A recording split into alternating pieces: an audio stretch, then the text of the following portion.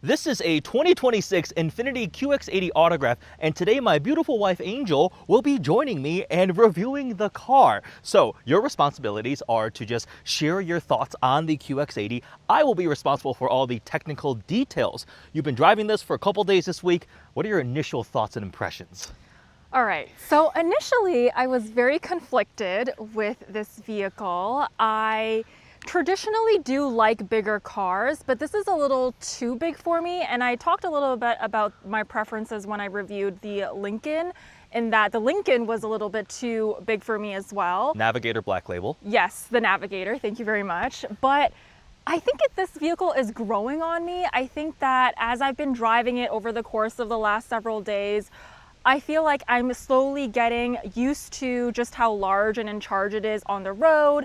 I do love some of the interior design features as well. I find that the interior qualities are pretty good quality in comparison to some of the other cars that I've been in. So for example, when we were shopping for my Macan, I remember that I test drove the BMW the X3. X3 yes, and X5. The yes. X3, and I don't know if I'm gonna get a lot of hate for this, but I was not very impressed with some of the quality of the materials in the X3. I felt like it was a little bit plasticky, but in this car, I was very, very impressed with everything inside. And again, at first I was very conflicted because it's so large. And it kind of reminds me of like a cross between a G-Wagon and just a truck, right? But I kind of like that. I don't know. I love just how big like the G-Wagon is, and it kind of reminds me of that a little bit inside. Okay. Yes. Very valid point. So this is the flagship Infiniti SUV. This is their top of the line body on frame. So that truck-like stuff you're talking about, Yeah. it's similar to the Cadillac Escalade, the Lincoln Navigator. It is very truck-like in that way. And this is the most expensive vehicle that Infiniti makes. Okay. This one here has been optioned to around $116,000. Autograph is the most luxurious one. So there are a lot of cool things we can check out on the inside. But now let's do a quick little chat about the powertrain, and we'll do a exterior interior tour, and then we'll take it for a drive. Sounds good. So honey, what kind of engine is under the hood of the QX80? It says it's a twin turbo, so I'm gonna go with it's a twin turbo. I know how to read. It's a 3.5 liter twin turbo V6, the VR35. It replaces Okay. the previous generation V8, so no more V8 for the QX80, but this thing is up on power and torque. So it's 450 horsepower, 516 pound-feet of torque, which is an additional 50 horsepower and 103 pound-feet of torque compared to the old V8. Some people are upset there's no V8, but honestly, this engine is pretty dang good. Driving it, any thoughts so far on the engine? Yes, so I felt like the steering is really, really heavy, but Wait, engine. Yes, yeah, no, Okay. I'm gonna get to that. So I feel like the steering is really heavy, but it is still very quick. Okay. And so that I did enjoy, and that's part of the reason why I do like this car, is because of how quick and responsive it is, despite it being a heavier car with a heavier steering.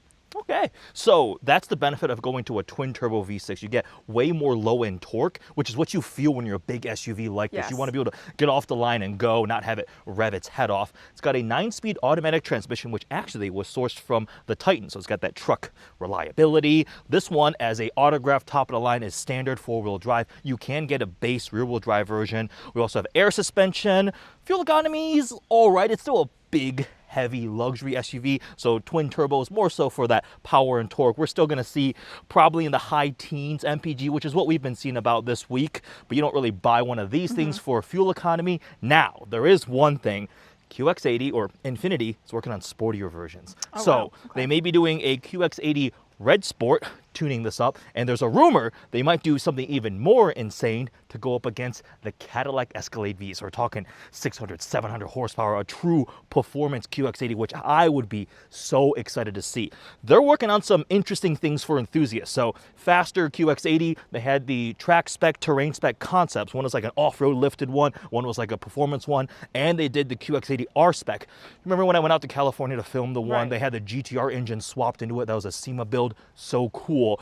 But I'm very excited to see where Infiniti starts leaning back into the enthusiast performance stuff. They've got a rear-wheel drive performance sedan coming. Anyways, I'm going on tangents, but that's the VR35 under the hood for the QX80. Let's look at the exterior and interior now. What are your thoughts and impressions on the design of the QX80? Okay, first of all, this is not a white car. This is a blue car. That's true. That is a with reference to the sparkling Lincoln paint. Navigator video where we weren't sure if it was white or blue. It is a light bluey kind of sparkly. It has a little bit of a sheen to it, right? Yes, metallic white. Yes.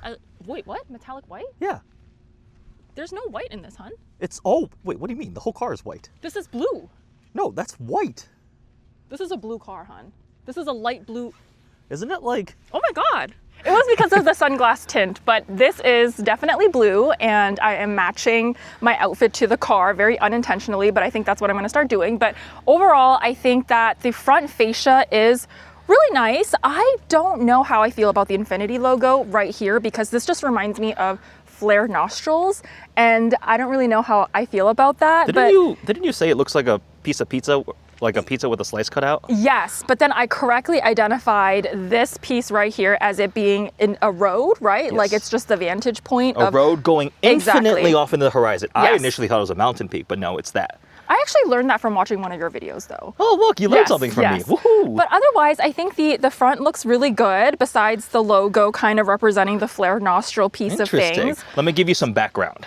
So, these flowing curves in the front grille take inspiration from a Japanese bamboo forest. Oh, cool. And then these are the piano key headlights. They look like piano keys. Yeah, Now some I did design notice inspiration across all the Infiniti vehicles now. So there's lots of Japanese heritage design cues that they put into the overall look. Artistry in motion is their design philosophy. Right. And it is hard to style something that looks like an apartment building that fell over. These are huge, giant bricks of SUVs, right? Absolutely. And it's got some nice curves to it and some functionality. If you look right here, you see how you can pass through, you see light through that? Oh yeah. That is for airflow. Again, because you've got such a massive frontal area. It's like the side of a barn punching its way through the air. A little bit of exaggeration. This is an attempt for like an air curtain around the wheels. So the headlights are actually down here, and then we have the DRLs, and the Infiniti logo lights up at night.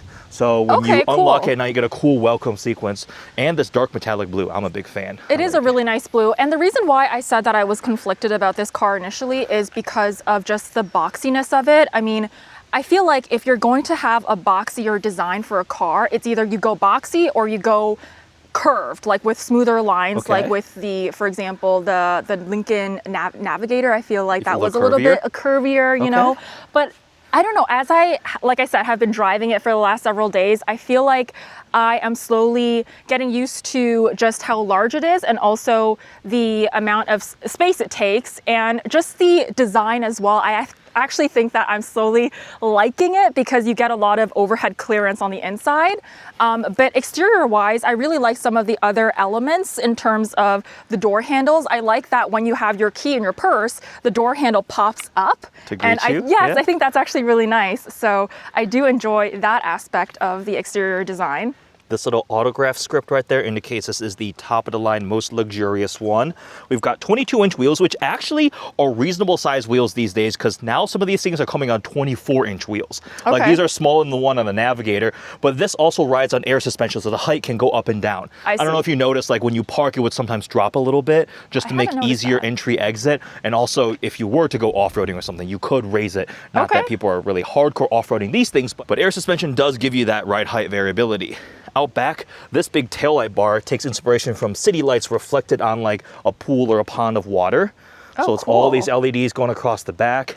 And another little detail that's fun, this four-wheel drive badge, you see how it's like stacked? Yes. Usually it's just like letters sideways. That takes inspiration from Japanese characters. Oh, right. Like kind of the Japanese calligraphy, right? So lots of little Japanese cultural design cues across the whole vehicle. All right, the interior. What are some of your thoughts, honey?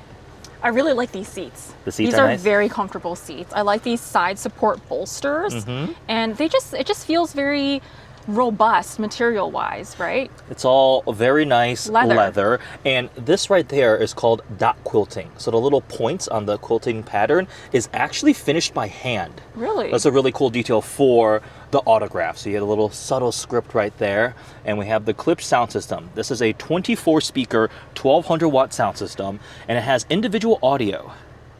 You know what that is? You were telling me that the audio is, it gets feed through the speakers here, right? So essentially you can, but yeah, if somebody calls you, you can have music playing in the car, and only you as a driver hear the phone call, and the person you're on the phone with doesn't hear the music. So you don't need to like interrupt the music in the car just to take a phone call, because usually it just takes over all the speakers in the car and everybody hears your phone call, right? Yeah. So that's a really, really cool thing with the clipped sound system. But you can turn that off, right? That functionality? There should be some functionality to disable that, I think, but I don't know why you would, right? Because like, I guess unless you want everybody to hear the phone call in the car. Yeah, I mean, sometimes if I'm driving around with my sister and my mom calls or something Yeah, like fair that, enough, right? fair enough. Yeah, but that's a really cool feature. Nice. Other impressions on the interior? I like it. I like these buttons. I think they're just really easy to navigate, although I wish that the camera button was closer to the driver's side so that when I'm parking I can just easily press it. It's just one of those really like finicky things that it's just nice to have if it's closer, but not a huge deal. I do like the digital cluster. The double screen. Yes, the double screen, and I like the screen at the bottom here too. It's just very practical and intuitive to navigate. You didn't love the lower touchscreen on, what car was it? Maybe the Hyundai or the Genesis. Yes, because for climate, because you said your nails was hard to kind of. Oh yes, click on So stuff. some of that it still applies, Okay. obviously, but I think I'm just getting used to it. Quite honestly, it just takes a couple of. Yeah. I mean, it's just some time driving the cars to get used to it ultimately, but I think after a while, it becomes intuitive, I think. What about the materials? We've got that nice wood trim with the inlaid aluminum. I do like it. I think this is a really pretty design. It reminds me of pinstripes, which I like. Yeah. It just looks very high-end. Very shiny. I like it. We also have the full suede headliner, which is very, very nice. Yes. I love suede headliners, even though you're not usually touching them, but it looks premium to me. Big Right, fan. absolutely. We also have a refrigerator. Oh yes, I forgot to It's a cool box. mention that. Yeah, Yes, this we have is a cool really box cool. down in here. And this is a wireless charger as well Yeah. that I really like. Here's a fun detail. Do you see how there's like a texture to the wireless charger? Yes. That takes inspiration from the sand in a Japanese Zen garden. Oh. Kind of those like wavy patterns. And I think also down here in the storage, same Yes. thing. You see that, There's a that storage texture compartment. pattern. So the benefit of having the push button transmission selector is you can have a lot of storage space like down here. Like you can put like your clutch, your little purse Oh, I thing see. down there Okay. or something like that. How do you feel about the cup holder situation? Not enough? I mean, I feel like no cars have enough cup holders to my liking, so I think I've kind of blown past that as a con for most cars. So Giving up on that one. I never mention it anymore for that reason. But yeah, I like the just how roomy it is, how spacious it is. You get a really good overhead clearance, right, for Definitely. taller folks. This versus the Navigator interior. Which one are you going for? Okay, I like the Navigator interior. I still love the dash. The massive Yeah, curved the massive panoramic curved screen and the fact that you get a lot of depth as well. The seats, I prefer these seats To the Navigator seats. over the Navigator Okay. seats. Yes. But I do have a bone to pick with the signal shifter. The turn signal stock? Yes, the turn signal stock. Thank you. I feel like when I'm turning right, for example, and then Yeah. I want to, I guess, neutralize. Cancel it? Yes, cancel it. Sometimes I feel like it's not that easy to cancel it. The reason You know why what I is mean? because it goes back to home. So when you indicate right, it drops back to home. So to cancel, you have to do like a half pull down. Yeah, to it's like a cancel. half pull But if down. you do too much, all of a sudden you're signaling left. Yes, exactly. That has happened to me a couple of times, but again, it just takes me a couple of drives to get used to it, Okay. and then afterwards, I feel like it's a little bit easier to use. Okay. But Let's check out the second row. Yeah, let's 'cause check out the This second is a row. fancy autograph trim, so we gotta hop in the second row. Also, digital rearview mirror up there. Do you like digital rearview mirrors? The cameraman? I don't know. I am a little bit on the fence with it. Maybe it's Okay. because I haven't been in enough cars with the digital review mirror, and I just prefer having a regular review mirror. Okay. The benefits in a big know. SUV like this is, let's just say you had a bunch of people in cargo, you can That's still true. see. That's true. And at night, when people behind you don't know their high beams are on, that can help eliminate some of the glare. I see. It actually, Okay. those are the two reasons I love digital rearview mirrors. That makes sense. All right, let's check out the second row. We don't have soft closed doors, unfortunately, so just regular doors. But the second row here, we've got the double captain's chairs configuration. Ooh, okay. So they're also very, very nice. Now, no speakers in the headrest, but we still get the dot quilting here, the autograph lettering. Is this a fridge too? No, that's just Oh, a it's big just a storage regular space. storage space. But we do have a tablet right here. You can wake this up. You said you're not a fan of tablets. Oh, but this actually controls the seat This controls and the climate stuff, and yeah. stuff like that. We have climate, ventilated, and heated seats, and you can adjust the second row seats back here. But the other nice thing is, Oh, you this can might be over, swipe. massage. Oh, they have massage seats. So these seats are also massage. Great. So you got some second row luxury back here. Okay, is there storage back here? Oh yes, Yeah, there's storage at the storage bottom bin there. down there. Okay, And then yeah. we've got heated cooled seats, an actual physical control panel, along with some USB-C charging. So it's a nice second row. It is a nice second row. Not yeah. like crazy executive. If we had a Escalade with the executive second row, they have one where we can fold out like tray tables, Oh, and it's even really? fancier. And obviously, remember like the S63 and Oh, like the yeah. MyBox, the second row. That's like full first class. But This is still really nice. it is though. definitely nice, right? Yeah. And if we needed to hop in the third row, press and hold for a brief second, and it powers up and out of the way. The third row, I've been in the back of these. It's not very comfortable if you're over 6 feet tall, but for kids in a pinch, it is still usable. That's the thing with these SUVs. Even though this is the biggest thing, it's not the most comfortable back there, but they are heated. They have Oh, cool. heated seats back here, and Heated and cold seats or no? just heated back there. Okay. And you have a little USB-C charging port back here, cup holders. So they're starting to make the third row more usable. But we don't need to go back there right now because we're going to hop in and go for a drive. Before we start driving, I want to show you some of the camera tech. So we have the overhead view with the front camera, but then you also have this view right here, which shows like where your wheels are, which would be convenient if you're going through like a drive-through or parallel parking. And then this one gives you like the ultra wide for the front, but the really cool one is, this is called invisible hood view. Oh. So like if you're trying to line up with a car wash, like when we just went through a car wash, or maybe park it somewhere tight, it essentially uses the cameras to stitch it together to show where your wheels would be I for see. like different arrangements. So like seeing through the front hood. That's handy. And then we have the 360 view with the different angles, which it's okay. Like some of them you can pan live. Actually, well, this one you can pan live around. Cool too. All right, there you go. It doesn't match the spec, but this can also be handy when you're trying to park or something like that. So some cool camera technology. Very nice. Yeah, I thought it didn't have the live panning because it has like the jump to different angles thing. But yeah, you can pan around live. That's good. Little model car. All right, shall we? Yeah, Shall we go for a drive? we shall. Let's do it. I mean, I do have the directions on the heads-up display. Yeah, so we've got heads-up display, obviously CarPlay, Android Auto, wireless CarPlay running on these double digital display screens, which do look really nice. Your standard set of different drive modes too. We've just been in pretty much the normal one the whole time, standard, but you can go Eco, Sport, Tow, Snow, Personal. You can set it up. And then adjustable height air suspension. So when you have air suspension, it gives you a little bit more flexibility. Yes, that, but also changing the dynamics of the vehicle just a little bit more. Isn't that what dampers are for? Dampers too, if you, yes, for dampening the suspension and body motion. Good job. Look at you learning. Yes. And becoming a reviewer of cars. The towing capacity is 8,500 pounds, which is also pretty competitive. Right up there, I think the Navigator was like 8,700. These SUVs seem to be right in that like 8,000 to 9,000 pound range. You've been driving it as your daily driver for a couple days. Other than the turn signal, thoughts? Because it's big.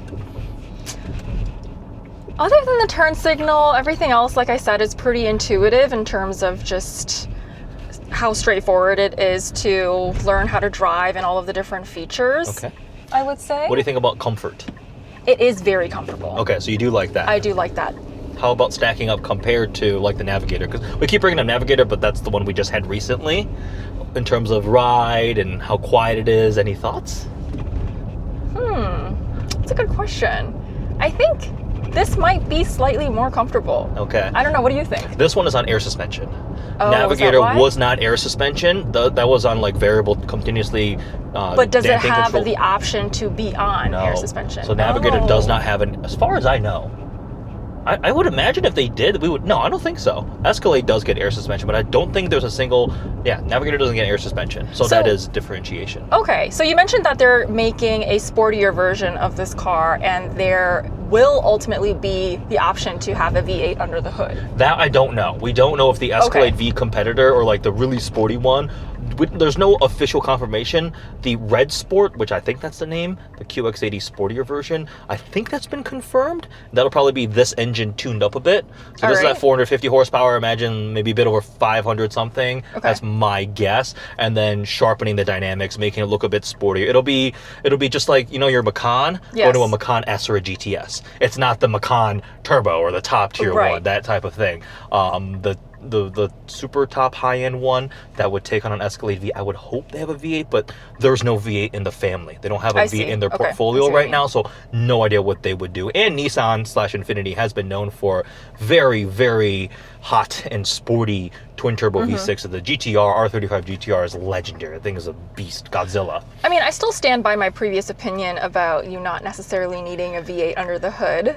This isn't about SUV. necessary. That's just, I still stand by my opinion about that. But I do like how fast this is, because I find that when I was driving some of the older cars that I've previously owned, I am not very confident with my ability to make a turn with oncoming traffic, for example. But with something like this, you mentioned that it has 480 horsepower? 450 horsepower 450, and 516 pound-feet of torque. Okay. That's what you're feeling, the torque when you get off and you're trying to merge on. Yes, it's very, it it's definitely very, helps. it just feels speedy. It gives you that confidence, yeah. Yes. Well, if you go to the argument that we don't need V8s in this, well, somebody would say you don't need $100 and something thousand luxury SUV. Okay. It's not about need, it's about want. Okay. I agree that the air suspension does ride a bit better, but ultimately these body-on-frame SUVs they're not like as floaty and wafty as some of the unibody like German ones.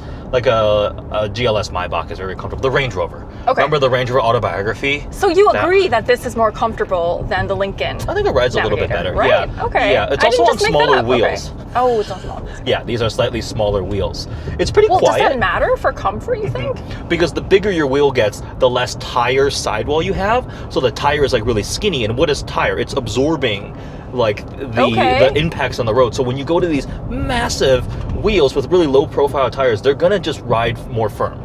When you have a bigger, cushier tire sidewall, that in conjunction with a more comfortable, softer suspension can ride much more comfortably. But everybody wants big wheels because they look good. Interesting. Yeah, it's a very much like a style thing. Also, you could, yeah, but anyways, 100% when you have a little bit more tire sidewall, it can help for sure.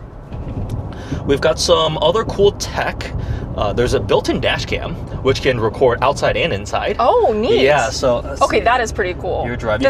Does the Lincoln Navigator have that? I don't think Navigator has a built-in dash cam. Oh, dang. Videos cannot be shown while driving, but you can go to the inside camera and you can see there's Whoa! Hello, Oh my the gosh. camera's right there, right? Wait, but how long does it retain the memory? You I don't know what what the built-in... I don't know. Actually, you're asking these questions, I don't know. Whoopsies. But there's got to be some sort of onboard type of thing. Typically with dash cams, it overwrites, and it's not a big deal because if something happens and you need it, you'll get it. You'll fetch it, right? How, though, if it's not going to be saved, right? SD. No, it saves somewhere on board, and you should be able to get it off. Somehow, okay. Yeah, it's probably an SD card hiding somewhere. I should know this. You're better at your job than I am at my job. I'm just curious, right? But you can take photos and so forth. There's also a feature called biometric cooling.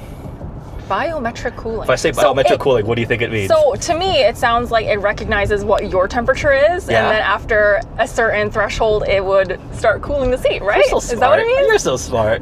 Yes, 100%. So okay, that's pretty neat. Whoa, check it right here. It essentially is able to sense the second row temperature, or for people. So it's got a little sensor. I think that's a sensor right there. And it looks at the temperature of the second row occupants, and it feels like they're too hot. It'll automatically adjust the cooling, airflow, to cool down your second row passengers. Neat. So it's a really fun, like, luxury feature. So imagine maybe a good scenario for somebody who would buy one of these. Your kids finish soccer practice. They're running around, they're hot, body temperature is high. They hop in the second row, and immediately the vehicle realizes, oh man, the second row occupants are warm. Let me crank up the AC a bit to cool them down. So that's biometric cooling. It's a fun feature in this thing. That is cool. Yeah. Do other cars have that feature? I think they're the first ones that came out with it, as far as I know, that I've heard of. It's Infiniti's exclusive feature for the QX80. Yeah, very unique differentiator. Yeah, so we are in the top of the line autograph trim. So we're having all the nicest materials, the fanciest bells and whistles. A lot of stuff is standard. We can talk about pricing. This one is optioned to about $116,000. Okay. A lot of money. A lot of money. But you do get a lot of SUV, and the key thing is compared to competitors. Remember how much a Navigator was? I do not remember. Oh, you said 130? 126, yeah, almost $130,000. That was a Navigator Black Label. Comparable, I will say. So you are saving about $10,000 when you go entry level Infiniti QX80, the Pure. That's what they call it. They drop sensory. I think they rejigger the trims just slightly, but it's like in the 80s. An Escalade and Navigator will start about $10,000 higher. All right. But if we're going to be comparing this with the Lincoln Navigator, what about self-driving features? What about the different calming features, like the spa-like, you know what I mean? Yes. Because those are options in the Navigator, Yes, right? very good, very good. Self-driving, this has Pro Pilot 2.1. So it is hands-free on supported mapped roads. It's not as extensive as Blue Cruise or Super Cruise. So that In what way? It's not as many roads, not quite as advanced. I see. So to me right now, GM's Super Cruise is the best. Still superior? In the segment, yes. You have way more mapped roads. It'll automatically do lane changes, pass people, come back, and it's advancing really, really well. I did a road trip I went from Detroit to Chicago on one of these, and maybe 60% was hands-free, whereas that same exact route in a Super Cruise equipped vehicle, or even Blue Cruise now, they've improved, I would estimate at least 85 to 90-something% was hands-free. So there's sometimes where it'll drop out saying, hey, this road's, I forget the messaging, but this road's not mapped.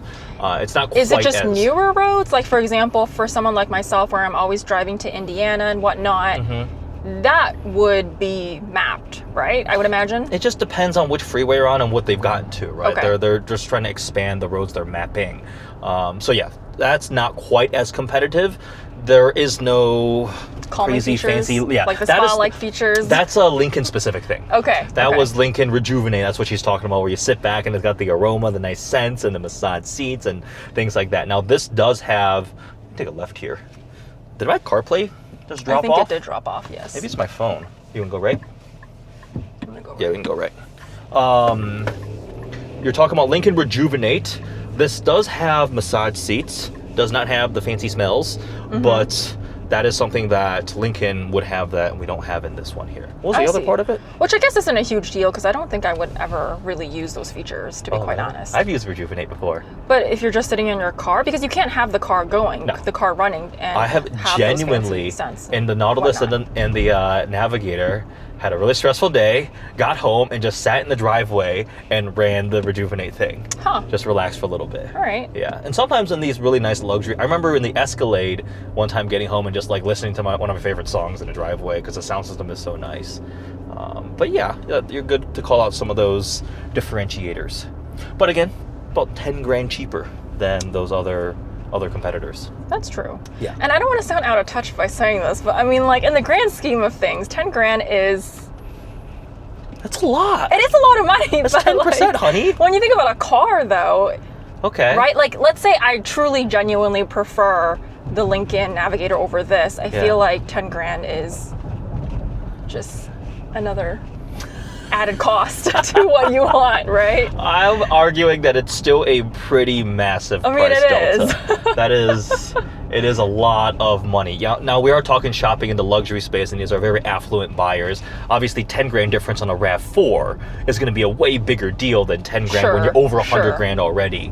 And when you start going to some of the... I guess that's the point I'm trying to make. When you go to some of the German ones, I mean, or like the other really high-end luxury ones, like that Range Rover Autobiography that we had when we got married. Yeah. That was 180 grand. Yes. So then you start looking at that, and pricey. it's like in like a GLS, top-end GLS, or a Maybach, or a GLS 63, or a BMW X7. Those can start getting much, much, much more expensive. Okay, well, what do you think? I mean, you're asking me about my opinion. What do you think about this car versus the Lincoln Navigator Black Label? I still think Lincoln has just a step up in terms of the interior materials, but they are really dang close. Like the leather, the wood trim, build quality has been very, very nice. I actually noticed a couple more squeaks in the Lincoln than compared to these. These feel very solid. I think I like the way the ride quality, as you describe it, right? In terms of just how smooth it is, and the interior. The interior, again, I do prefer the interior of the Lincoln, but I do like these seats a little bit more, and I feel like the quality of the materials are still pretty comparable, right? The one thing that I feel like they're just slightly missing out on is all these luxury features and the technology and stuff. You check all these boxes, right? The QX80 can check all the same boxes, but it's like some of them they're 85% of the way there. Right. Like, okay, we've got ambient lighting, right? 64 color, right? Which is fine. What's a good example? Like the screens. It does have the big screens, really nice, but the graphics here, the font, the text, the interface, comparable. but it's not as polished and You think clean so? looking. Yeah, I just feel like the design is missing just a little bit. Well, right? it's definitely more spacious though, I think, right? Wait, what? Like this car. I'm talking about like the graphics, the Right, interface yeah, and yeah. things like that. It's just a little more polished. Like massage seats. Yeah, it has massage seats, but it's 3 settings. And they're okay. The ones in a Lincoln and Escalade, there's like 12 different settings and it's just a little bit more. Okay. A bit more. But realistically, for someone like me who is not that tech savvy, like, am I really going to use all 12 features of a massage setting versus 3 is kind of like keep it simple, stupid type of thing, right? Like for someone like me, okay, there's 3 settings. That's great. Ease of That's use. valid. That is 100% valid. No, you're not wrong. Yeah, but if we're really nitpicking, okay, sure. That's what I would bring up. But otherwise, I think they've done a very, very good job with this. I'm actually starting to see QX80s pretty often, like on the roads as we're driving around. Yeah. Around here, and they're building momentum. It's a huge upgrade from the previous generation. The old QX80. Oh, and the Armada was feeling so old. So it was Really? very, very much needed. Lots of big improvements for this new generation. And we're on the 2nd model year. It came out in 2025. But I do think this is more spacious than the Lincoln you do think so? in terms of overhead space. Oh, the height here. The You height think here. a little That's more what space? when I say Okay. overhead space, that's what I mean. Okay. Like just The thing is, the amount of Lincoln does space. have there's a long wheelbase version. Oh, okay. So both Escalade and Lincoln, you can get even more space for cargo and things like that. All right. Yeah, but there we go. Good job. Your 2nd car review. How do you feel? It's good, yeah. Good. Good job. But you enjoy driving this, right? At first I was a little bit on the fence, but I Yeah. think as I spent a little bit more time inside this car and Mm-hmm. just driving it and navigating the feel of the steering, etc., Yeah. I do like it. Is my final That's the thought. challenge that like. I think I what like all the do cars. is- you like no, there's been cars you didn't like the 4Runner. The regular 4Runner. You said everything was too heavy. Okay. Remember the blue one? Yeah. Yeah. Yeah. Well, as we have you drive more and more, maybe you'll find some things you like and dislike, and you start discerning the differences. It is a challenging thing because every week a different car. Normal consumers don't do that. They buy a car and keep it for however many years, right? And it took time for like me to get used to just hopping between a different car, literally every couple of days, kind of thing. So. I think if they made the steering, or not the steering, turn signal excuse me, stalk? the turn signal stalk a little bit more difficult to, for example, if you're turning right and then you're resetting it, Yeah. again, for me, it's just very easy for me to be a little bit heavy-handed and for it to Yeah. turn into a turn left signal. So I feel like if they made it a little bit difficult in terms of just being able to reset it to the neutral position, I think I would like it a little bit Angel more. was really annoyed. I was really annoyed about the initially. turn signal. When I was gone, and Angel, I was like, how do you like the QX80? She goes, the turn signal. I don't. Yeah. Not a fan of the turn that. signal Not a fan initially. Of that. All right, well there we go. My wife reviews the Infiniti QX80 Autograph. Give it we should start doing Angel scores. Out of 10, what would you rate this? Putting you on the spot. Out of You can 10, do decimals. I think maybe like, You can be brutally honest. I would say a 7.58. 7.58. We're getting very precise. There we go. Yes. 7.58 out of 10. What would you give the Navigator Black Label? Ooh, I knew you were going to follow up with this question. Probably the same. Oh, level tie. Yeah. Alrighty, there we go. We'll see how the Probably the same. rankings build. What do you give my Z? Oh, I haven't driven the Z06. I've yet. not driven the Z06. All right, we'll have to add more to it. But hope you guys enjoyed this video. Check out Angel's review of the Lincoln Navigator Black Label. Thanks for watching.